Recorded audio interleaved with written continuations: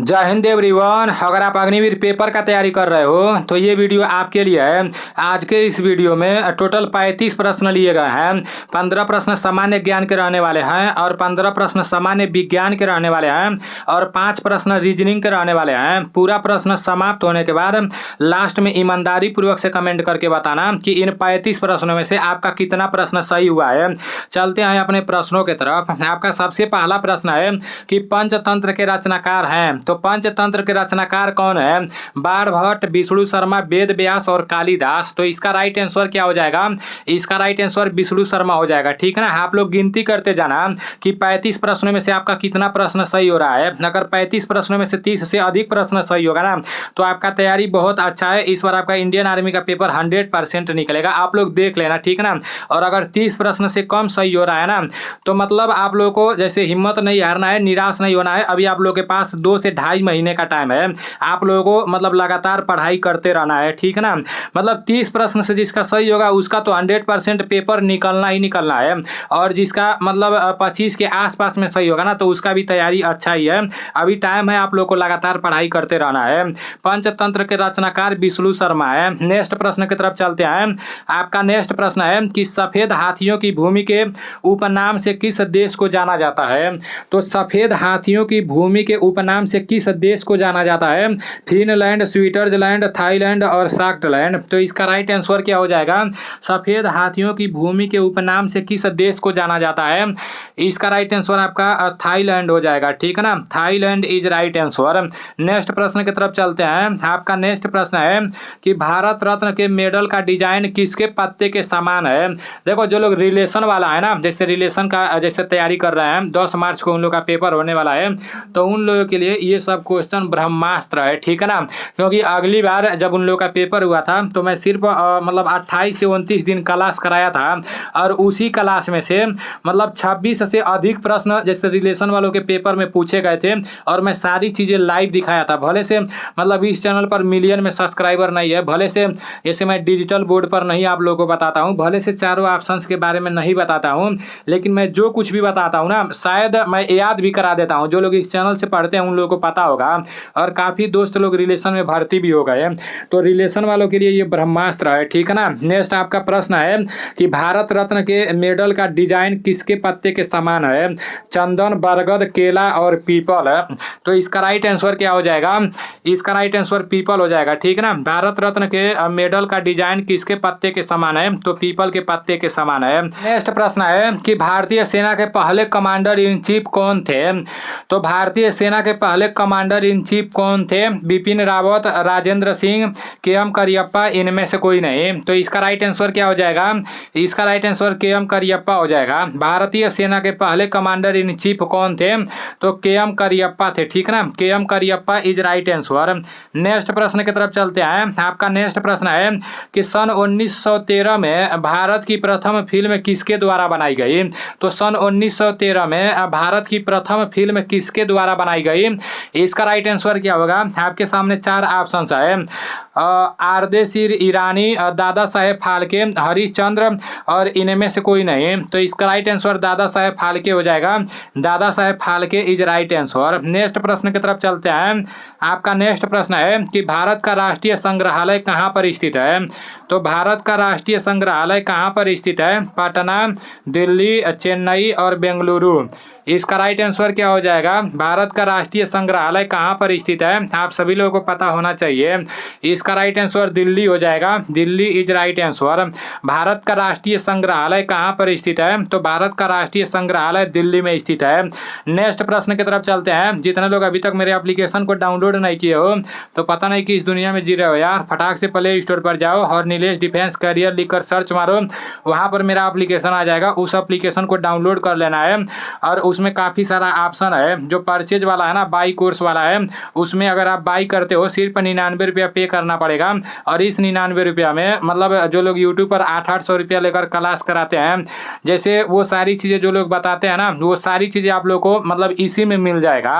अगर आप लोग 5-6 किताब लेकर ढूंढोगे ना, जैसे क्वेश्चन ढूंढोगे कि हाँ ये प्रश्न पूछा जा सकता है, तो मतलब तब जाकर आप लोग को जैसे ये क्रम वाइज मिलेगा। लेकिन यहाँ पर सारी चीज़ों को बहुत विस्तार से बताया गया है और 6 महीने लगातार इस पर मेहनत किया गया है। तो आप लोग जाकर मेरे एप्लीकेशन से जैसे इस PDF को ले सकते हो। बाकी फ्री वाला भी मटेरियल उसमें डाला गया है, PYQ भी है। 2023 में जितना भी प्रश्न पूछा गया था वो पूरा का पूरा प्रश्न मेरे एप्लीकेशन में देखने को मिल जाएगा, ठीक है ना। उसके बाद से फ्री स्टडी मटेरियल भी है और टॉपिक वाइज वाले ऑप्शन में भी अभी क्वेश्चन डाले जाएंगे। और टेस्ट सीरीज का अभी सिर्फ 49 रुपया रखा गया है। अगर अभी आप लोग परचेज कर लोगे तो सही रहेगा, नहीं तो बाद में ये प्राइस बढ़ जाएगा। जैसे ही संख्या वहाँ पर बढ़ेगी ना तो सर्वर का पैसा जैसे ही ज़्यादा लगने लगेगा तो फिर ये प्राइस बढ़ जाएगा। जो लोग अभी से 49 रुपया जैसे पे करके ले लेंगे टेस्ट सीरीज तो उन लोगों को पूरा का पूरा 30 टेस्ट सीरीज देखने को मिलेगा, ठीक है ना। आपका नेक्स्ट प्रश्न है कि मोहन बागान किस खेल की टीम है। तो मोहन बागान किस खेल की टीम है? बास्केटबॉल, फुटबॉल, क्रिकेट और हॉकी। इसका राइट आंसर क्या हो जाएगा? मोहन बागान किस खेल की टीम है? आप सभी लोगों को पता होना चाहिए। इसका राइट आंसर फुटबॉल हो जाएगा, ठीक है ना। Football is right answer. Mohan बागान किस खेल की टीम है? तो मोहन बागान फुटबॉल की टीम है, ठीक है ना। पूछ देगा कि एग्रीकल्चर शार्ट किससे संबंधित है, तो वो क्रिकेट से संबंधित है। एग्रीकल्चर शार्ट किससे संबंधित है? तो क्रिकेट से संबंधित है। नेक्स्ट प्रश्न की तरफ चलते हैं। आपका नेक्स्ट प्रश्न है कि सबसे ज़्यादा राज्यसभा सीटों वाला राज्य कौन सा है? तो सबसे ज़्यादा राज्यसभा सीटों वाला राज्य कौन सा है? राजस्थान, मध्य प्रदेश, उत्तर प्रदेश और हरियाणा। इसका राइट आंसर क्या हो जाएगा? सबसे ज़्यादा राज्यसभा सीटों वाला राज्य कौन सा है? इसका राइट आंसर उत्तर प्रदेश हो जाएगा। Uttar Pradesh is right answer. सबसे ज़्यादा राज्यसभा सीटों वाला राज्य उत्तर प्रदेश है, ठीक है ना। नेक्स्ट प्रश्न की तरफ चलते हैं। आपका नेक्स्ट प्रश्न है कि एनडीए का मुख्यालय कहाँ स्थित है? तो एनडीए का मुख्यालय कहाँ स्थित है? आपके सामने 4 ऑप्शंस है। नेशनल डिफेंस एकेडमी उसका फुल फॉर्म होता है, ठीक है ना। देखो एनडीए का फुल फॉर्म होता है नेशनल डिफेंस एकेडमी। एनडीए का फुल फॉर्म क्या होता है? National defence academy. और एनडीसी का फुल फॉर्म नीलेश डिफेंस कैरियर होता है, ठीक है ना। तो दोनों आप लोग को पता होना चाहिए। एनडीए का फुल फॉर्म भी पता होना चाहिए और एनडीसी का फुल फॉर्म भी पता होना चाहिए। तो इसका राइट आंसर क्या हो जाएगा? खड़गवासला, देहरादून, गया और कुन्नूर है। एनडीए का मुख्यालय कहाँ पर है? तो इसका राइट आंसर खड़गवासला हो जाएगा, ठीक है ना। Khadakwasla is right answer. NDA का मुख्यालय कहाँ पर है?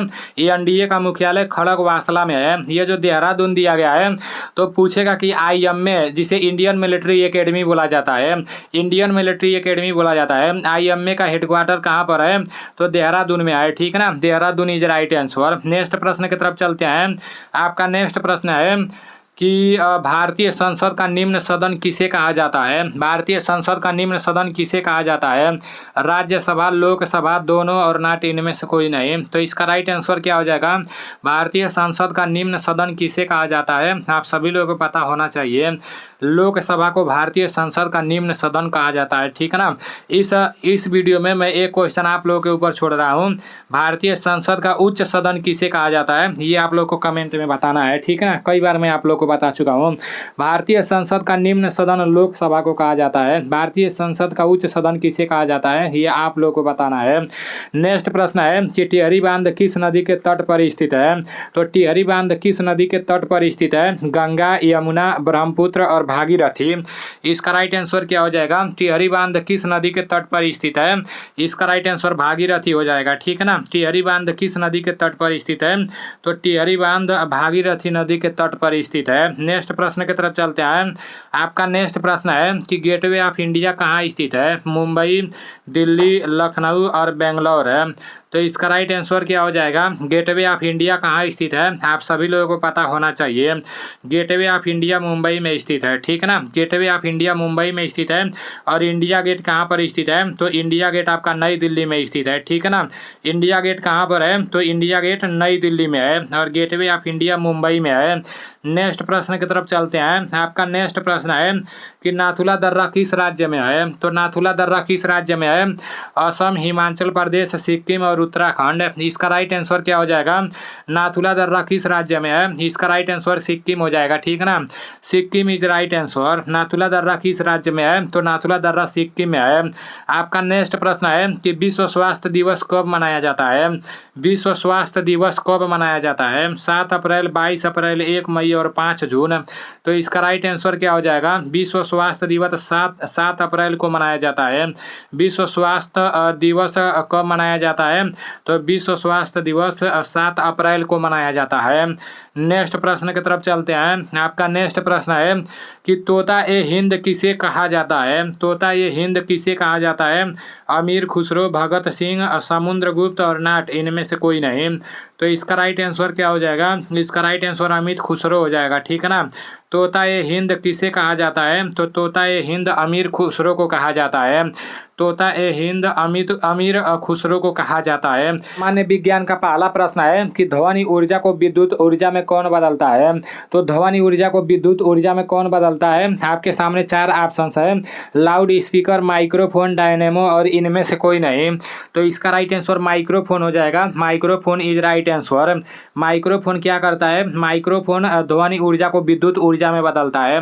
माइक्रोफोन ध्वनि ऊर्जा को विद्युत ऊर्जा में बदलता है। नेक्स्ट प्रश्न की तरफ चलते हैं। आपका नेक्स्ट प्रश्न है कि हमारे शरीर में प्रतिरोधक क्षमता कम होने वाली रोग प्रणाली कौन सी है। टाइफाइड, निमोनिया, एड्स और इनमें से कोई नहीं। इसका राइट आंसर क्या हो जाएगा। हमारे शरीर में प्रतिरोधक क्षमता कम होने वाली रोग प्रणाली कौन सी है। आप सभी लोगों को पता होना चाहिए। इसका राइट आंसर एड्स हो जाएगा। एड्स दिवस कब मनाया जाता है। तो एड्स दिवस कब मनाया जाता है। 1 दिसंबर को एड्स दिवस मनाया जाता है, ठीक है ना। नेक्स्ट प्रश्न की तरफ चलते हैं। आपका नेक्स्ट प्रश्न है कि कोशिका का अध्ययन कहलाता है। कोशिका का अध्ययन क्या कहलाता है। साइटोलॉजी, माइकोलॉजी, फाइकोलॉजी और पैथोलॉजी। तो कोशिका का अध्ययन क्या कहलाता है। कोशिका का अध्ययन साइटोलॉजी कहलाता है। कोशिका का अध्ययन साइटोलॉजी कहलाता है। नेक्स्ट प्रश्न की तरफ चलते हैं। आपका नेक्स्ट प्रश्न है कि वायु में ध्वनि की चाल होती है। वायु में ध्वनि की चाल कितनी होती है। 332 मीटर प्रति सेकेंड, 0 मीटर प्रति सेकेंड और 3 × 8 10⁸ मीटर प्रति सेकेंड और नाट, इनमें से कोई नहीं। तो इसका राइट आंसर क्या हो जाएगा।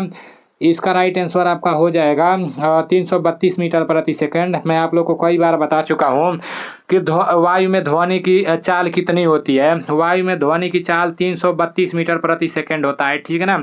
ये कई वर्षों से ऐसा प्रश्न पूछा जाता है। ये सेम प्रश्न पूछा जाता है। आपका नेक्स्ट प्रश्न है कि संतरे में कौन सा विटामिन होता है। तो संतरे में कौन सा विटामिन होता है। Vitamin A, vitamin B, vitamin C, vitamin D. तो ये भी कोई सोचने वाली बात है। संतरे में विटामिन सी होता है, ठीक है ना। हर खट्टे चीज़ों में विटामिन सी पाया जाता है। आपका नेक्स्ट प्रश्न है, देखो हड्डी से रिलेटेड अगर विटामिन पूछेगा ना तो वो विटामिन डी हो जाएगा, लेकिन खट्टे से रिलेटेड अगर पूछेगा ना तो विटामिन सी हो जाएगा, ठीक है ना। आपका नेक्स्ट प्रश्न है कि आलू किसका परिवर्तित रूप है। जड़, तने, जड़, पत्ते, फल और भूमिगत तना। तो इसका राइट आंसर क्या हो जाएगा। आलू किसका परिवर्तित रूप है। आप सभी लोगों को पता होना चाहिए। भूमिगत तना इज राइट आंसर। आलू किसका परिवर्तित रूप है। तो भूमिगत तना इसका राइट आंसर हो जाएगा। नेक्स्ट प्रश्न की तरफ चलते हैं। आपका नेक्स्ट प्रश्न है कि रक्त का लाल रंग किसके कारण होता है। रक्त का लाल रंग किसके कारण होता है।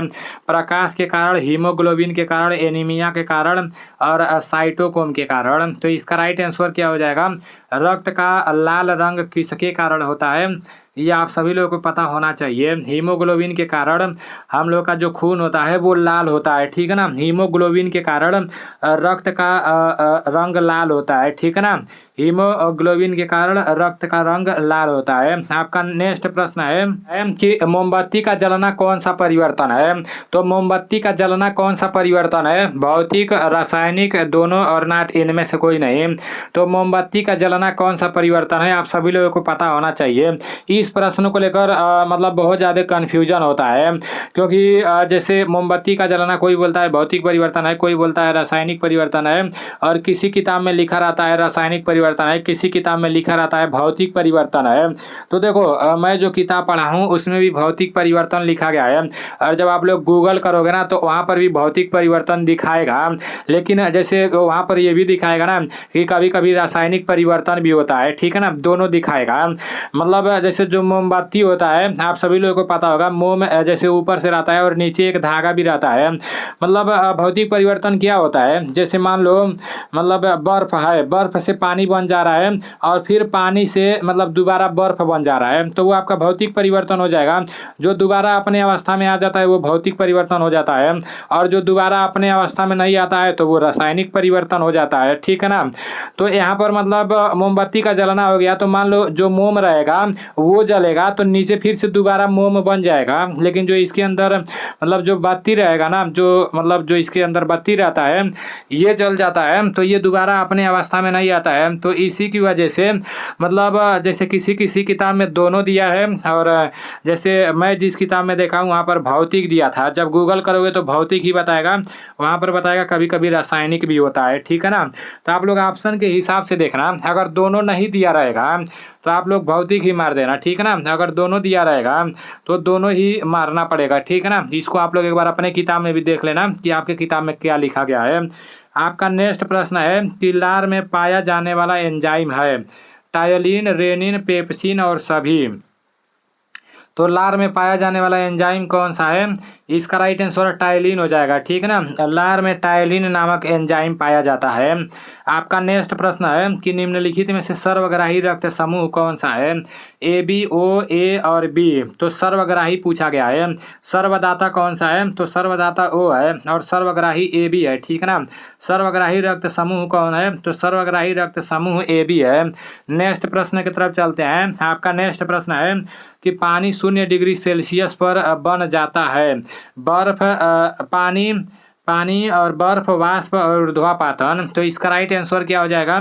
इसका राइट आंसर बर्फ हो जाएगा। पानी 0 डिग्री सेल्सियस पर क्या बन जाता है? तो बर्फ बन जाता है। पानी 0 डिग्री सेल्सियस पर बर्फ बन जाता है। नेक्स्ट प्रश्न है कि लाल रक्त कणिका का जीवन काल कितने दिन तक होता है? लाल रक्त कणिका का जीवन काल कितने दिन तक होता है? 170 दिन, 20 दिन, 120 दिन और 100 दिन। तो इसका राइट आंसर क्या हो जाएगा? इसका राइट आंसर आपका हो जाएगा 120 दिन। लाल रक्त कणिका का जीवन काल कितने दिन तक होता है? तो 120 दिन इज राइट आंसर। नेक्स्ट प्रश्न की तरफ चलते हैं। आपका नेक्स्ट प्रश्न है कि टीबी के बचाव के लिए किस टीके का प्रयोग होता है? टीबी के बचाव के लिए किस टीके का प्रयोग होता है? BCG, DPT, TAB, MMR। तो इसका राइट आंसर क्या हो जाएगा? टीबी के बचाव के लिए किस टीके का प्रयोग होता है? इसका राइट आंसर BCG हो जाएगा, ठीक है ना। BCG is right answer. आपका नेक्स्ट प्रश्न है कि विटामिन ई की कमी से कौन सा रोग होता है? विटामिन ई की कमी से रोग होता है, कौन सा रोग होता है? अंधापन, कैंसर, बांझपन और रतौंधी। तो इसका राइट आंसर क्या हो जाएगा? इसका राइट आंसर आपका बांझपन हो जाएगा। बांझपन इज राइट आंसर। नेक्स्ट प्रश्न की तरफ चलते हैं। आपका नेक्स्ट प्रश्न है कि गुर्दे की क्रियात्मक इकाई है न्यूरॉन, नेफ्रॉन, सिस्ट्रॉन और कोशिकाएं। तो गुर्दे की क्रियात्मक इकाई क्या है? आप सभी लोगों को पता होना चाहिए। इसका राइट आंसर नेफ्रॉन हो जाएगा। Nephron is right answer. अभी आप लोग के सामान्य ज्ञान के 15 प्रश्न समाप्त हो चुके हैं। सामान्य विज्ञान के भी 15 प्रश्न समाप्त हो चुके हैं। अब रीजनिंग की तरफ चलते हैं। आपका रीजनिंग का सबसे पहला प्रश्न है कि शेर मांस खाता है, तो गाय क्या खाती है? आप सभी लोगों को पता होना चाहिए। ये किसको नहीं पता रहेगा? गाय घास खाती है, ठीक है ना। गाय सांप थोड़ी के खाती है। गाय क्या खाती है? गाय घास खाती है। नेक्स्ट प्रश्न की तरफ चलते हैं। आपका नेक्स्ट प्रश्न है, तो आप लोग ध्यान से देखना। यहाँ पर AC लिखा गया है, फिर CF लिखा गया है, फिर MO लिखा गया है। तो आप लोग देखो इसको कैसे लगाना है, ठीक है ना। इसका संबंध इससे है तो इसका संबंध किससे होगा? 4 ऑप्शन से नीचे दिया है। जैसे A को क्या लिखा गया है? A को C लिखा गया है। A को क्या लिखा गया है? A को C लिखा गया है। सेम उसी तरह से M को क्या लिखा जाएगा? मान लो A 1 नंबर पर आता है और C 3 नंबर पर आता है, तो 1 में 2 जोड़ दिया गया है तो यहाँ पर C आ गया है। सेम उसी तरह से मतलब यहाँ पर भी करेंगे। M है तो M में 2 जोड़ेंगे, तो M में 2 जोड़ेंगे तो O हो जाएगा, ठीक है ना। MNO क्या हो जाएगा? O हो जाएगा, ठीक है ना। उसके बाद से आगे क्या किया गया है? अब आगे C में कितना जोड़ा गया है? C में 3 जोड़ा गया है। C 3 नंबर पर आता है और F 6 नंबर पर आता है। तो C में 3 जोड़ा गया है तो F आ गया है। सेम उसी तरह से क्या करेंगे? O में 3 जोड़ देंगे तो क्या आ जाएगा? O में 3 जोड़ेंगे, जैसे O आपका 15 नंबर पर आता है और 3 जोड़ेंगे तो 18 हो जाएगा, ठीक है ना। और 18 नंबर पर आपका आर आता है, तो यहाँ पर क्या हो जाएगा, आर हो जाएगा, ठीक है ना। तो ओ आर इसका राइट आंसर हो जाएगा, नीचे आपका दिया है ओ आर इसका राइट आंसर हो जाएगा। नेक्स्ट प्रश्न है, यदि पश्चिम दक्षिण हो जाता है तो उत्तर क्या होगा। तो इसको आप लोग को डायग्राम की मदद से समझना है, ठीक है ना। यदि पश्चिम दक्षिण हो जाता है तो उत्तर क्या होगा। सबसे पहले डायग्राम बना लेते हैं। यहाँ पर उत्तर हो गया और नीचे आपका दक्षिण हो गया और उत्तर के राइट में आपका पूरब हो गया और पूरब का उल्टा आपका पश्चिम हो गया, ठीक है ना। तो इसको आप लोग अच्छे से समझना। बोला जा रहा है कि यदि पश्चिम दक्षिण हो जाता है, ये जो पश्चिम है ये दक्षिण हो जा रहा है, ठीक है ना। तो बोला जा रहा है कि उत्तर क्या होगा। तो उत्तर क्या होगा, देखो जब ये पश्चिम दक्षिण हो जा रहा है ना तो ये जो उत्तर है ये पश्चिम हो जाएगा, क्योंकि ये दक्षिण जैसे 90 डिग्री इधर राइट मतलब क्लॉकवाइज जा रहा है, तो सेम उसी तरह से ये जो पश्चिम है ना ये पश्चिम भी मतलब 90 डिग्री जैसे क्लॉकवाइज जाएगा, तो उत्तर के जगह पर क्या आ जाएगा, ये पश्चिम आ जाएगा, ठीक है ना। यहाँ पर बोला गया कि यदि पश्चिम दक्षिण हो जाता है तो मतलब जैसे ऐसा कोई भी प्रश्न आएगा तो पहली बार जैसे जितना डिग्री वो घुमाएगा ना तो सेम उसी तरह से मतलब आप लोगों को लास्ट तक घुमाते जाना है, ठीक है ना। तो इसका राइट आंसर आपका पश्चिम हो जाएगा, पश्चिम इज राइट आंसर। नेक्स्ट प्रश्न की तरफ चलते हैं। आपका नेक्स्ट प्रश्न है यदि किसी निश्चित कूट भाषा में, यहाँ पर ROAD रहेगा, ठीक है ना, RODE नहीं रहेगा, ROAD रहेगा। और अब आप लोगों को लगाना है, ठीक है ना। ROAD रोड को इतना लिखा जाता है, तो इतना को क्या लिखा जाएगा। तो अभी आप लोगों को देखना है, यहाँ पर R है ना, R को W लिखा गया है। R कितना नंबर पर आता है, R आपका 18 नंबर पर आता है। और W कितना नंबर पर आता है, W आपका 23 नंबर पर आता है। उसी तरह से ये जो O है तो O को T लिखा गया है। O कितना नंबर पर आता है, O 15 नंबर पर आता है और T आपका 20 नंबर पर आता है। उसी तरह से A को F लिखा गया है, तो A कितना नंबर पर आता है, A आपका 1 नंबर पर आता है और F आपका 6 नंबर पर आता है। उसी तरह से D को आपका क्या लिखा गया है, I लिखा गया है, तो D 4 नंबर पर आता है और I 9 नंबर पर आता है, ठीक है ना। तो यहाँ पर क्या देखने को मिल रहा है, 18 से 23 हो गया है तो 5 इसमें जुड़ गया है। सेम उसी तरह 15 से 20 हो गया है, इसमें भी 5 जुड़ गया है। सेम उसी तरह से 1 से 6 हो गया है, इसमें भी 5 जुड़ गया है। 4 से 9 हो गया है तो इसमें भी 5 जुड़ गया है। तो 5 जुड़ रहा है, ठीक है ना। यहाँ टाइपिंग में थोड़ा मिस्टेक हो गया था। तो यहाँ पर क्या हो रहा है, जैसे 5 जुड़ रहा है, ठीक है ना। सेम उसी तरह से इसमें भी कर लेंगे। बी में 5 जोड़ेंगे तो 7 हो जाएगा। 7 नंबर पर क्या आता है, 7 नंबर पर आपका जी आता है, ठीक है ना। उसके बाद से ई में 5 जोड़ेंगे तो 10 हो जाएगा, तो जे आता है। उसके बाद से ए में 5 जोड़ेंगे तो 6 हो जाएगा, 6 नंबर पर एफ आता है, ठीक है ना। उसके बाद से टी में 5 जोड़ेंगे तो वाई हो जाएगा। तो इसका राइट आंसर क्या होगा, GJFY। तो इसका राइट आंसर पहला हो जाएगा, ठीक है ना। नेक्स्ट प्रश्न की तरफ चलते हैं। आपका नेक्स्ट प्रश्न है 3, 10, 24, 52 और 108 है। आपके सामने 4 ऑप्शन है, तो इसका राइट आंसर क्या होगा। आप लोग थोड़ा सा वीडियो स्टॉप करके और अच्छे से दिमाग लगा लो, क्योंकि बहुत खतरनाक वाला प्रश्न यहाँ पर है। ऐसा प्रश्न तो अग्निवीर के पेपर में नहीं पूछा जाता है। रीजनिंग का प्रश्न बहुत आसान रहता है, लेकिन ये बहुत हार्ड है, ठीक है ना। देखने में थोड़ा आसान लग रहा होगा लेकिन उतना आसान ये है नहीं। आपका 3 दिया है, उसके बाद से 10 दिया है, तो 3 में क्या किया है कि 10 हो गया है। सेम वही यहाँ पर भी होना चाहिए, ठीक है ना। तो 3 गुणे 2 करोगे तो क्या हो जाएगा, 3 गुणे 2 करोगे तो 6 हो जाएगा और 6 में 4 जोड़ दोगे तो क्या हो जाएगा, 10 हो जाएगा, ठीक है ना।